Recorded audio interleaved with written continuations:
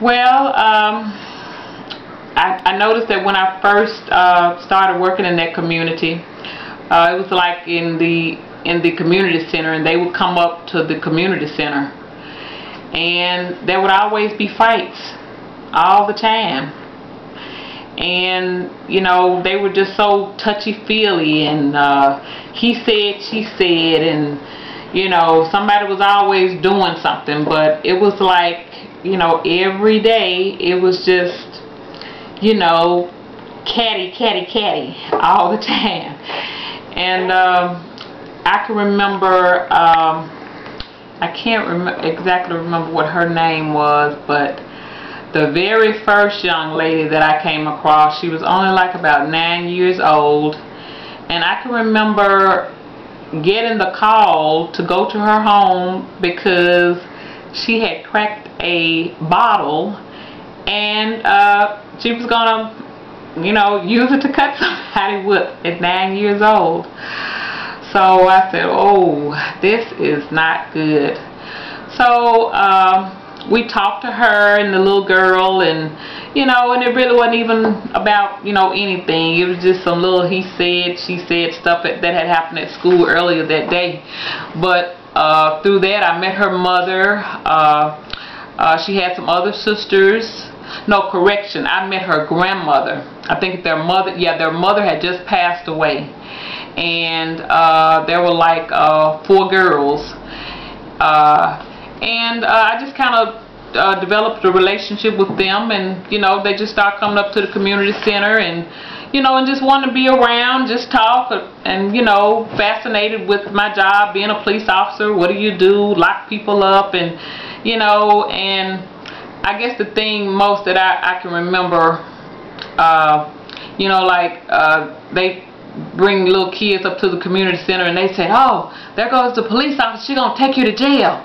And I would say, oh no, don't tell them that. How about we go to McDonald's? We do that. I always hated it when people, you know, when they have their little kids with them, they say, oh, the police gonna take you to jail. And that's not what we're about. You know, we want kids to, you know, to trust us, to like us, and if they need help, you know, we want them to, you know, to tell us what's wrong, you know, so that we can help them. But through her, I got to meet all of her little friends in the neighborhood, and that neighborhood, it was just really, I kind of called it the neighborhood that, you know, that time forgot, because it was just something about being there. They were kind of a close-knit community, but they had that community center there, and but the young ladies, they just, you know, they walked up and down the street, and they liked to fight and cuss, and you know, it was just always, you know, something going on with them. So myself and another one of the police officers that I worked with, we decided that we were going to do like a Girl Scout troop, and just to get them, you know, used to doing some other things, learning, teaching them how to give back to the community. We did like, you know, cleanups, car washes, you know, all kind of things like that. We did a lot of camping, and then I found out that they really enjoyed it. They really enjoyed it. And I can remember once we all went out to eat, and I took them out to eat Chinese. And I had one little girl, and she had never eaten, you know, Chinese food before. So I just kind of thought that was, you know, a little sad, but I thought it was special too, because I got a chance to let her do something that she never done before, and she actually liked it. I can recall we went camping to like a little Girl Scout.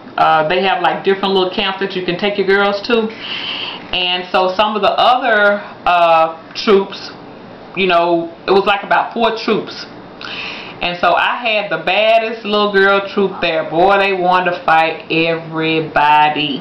I mean, it was putting out fire after fire after fire. I mean, they like to fight. And but before it was over with, we stayed there like about 3 days. They learned how to you know, make campfires. You know, we did all kind of little, you know, Girl Scout things, and they actually got to like each other.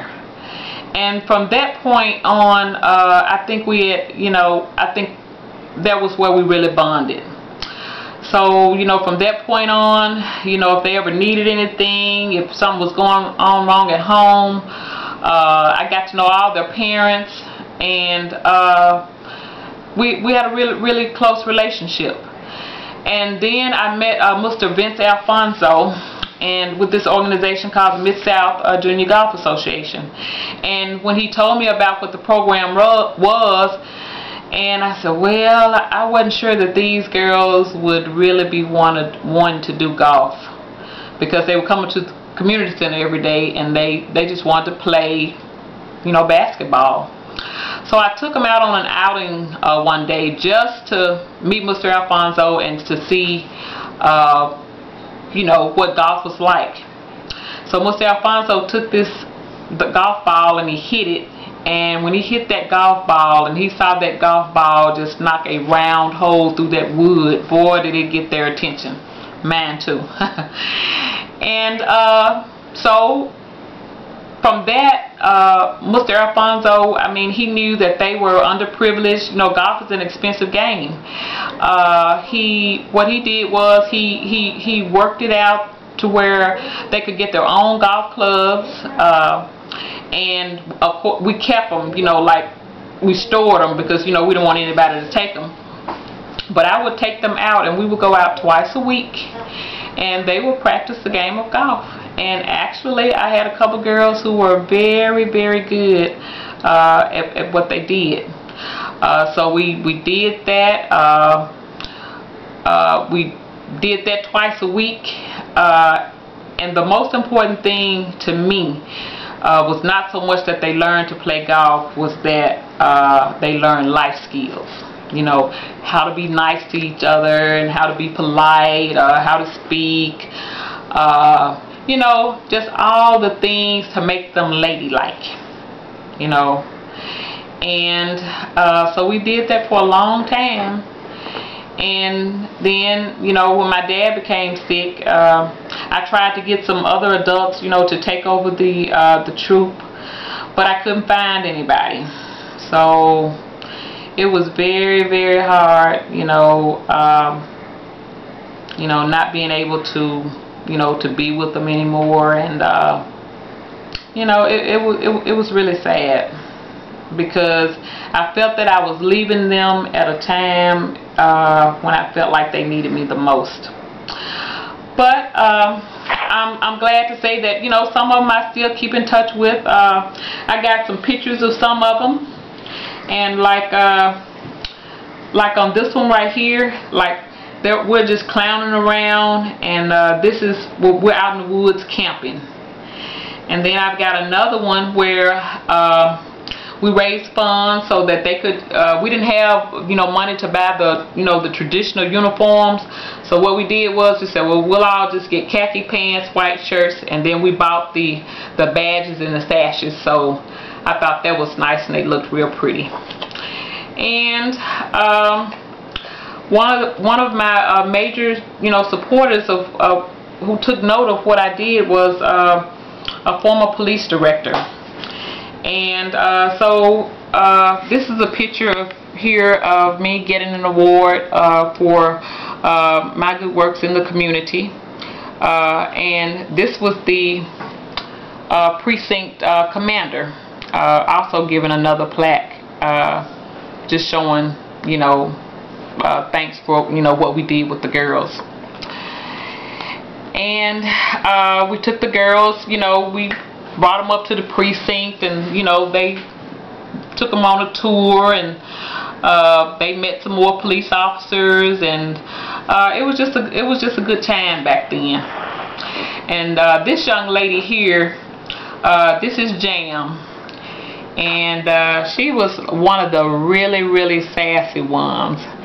And what she's doing right now, she teaches like swim classes up at the community center, and she's in school. I think she's in school, Tennessee State, but she's in college. I talked to Tasha, Jessica, Shaterica. I think all of them are doing okay now. I think one or two of them. How do you feel knowing that you play such a major role in their life, turning their life around? How does that make you feel? Oh, it makes me feel really good. It makes me feel proud, and I was very, very protective of them, because when we would go places, you know, it was like they would, you know, you could hear people say little things and whisper little things about, you know, where they were from. But I straightened that up real quick, you know, because to me, you know, they were just as much as important as whether they came from a household with 2 cents or, you know, 2 million. And, you know. That's not where you're from, it's where you're going to, huh? That's right. Yeah, that's right. But they were my girls. They were my girls. And I can truly say that, you know, I know that I made a difference in their lives. I know that I did. Good job, Sandra. That was very good. Very good. Okay. Very good. Upload that to me. Okay. Upload that to me.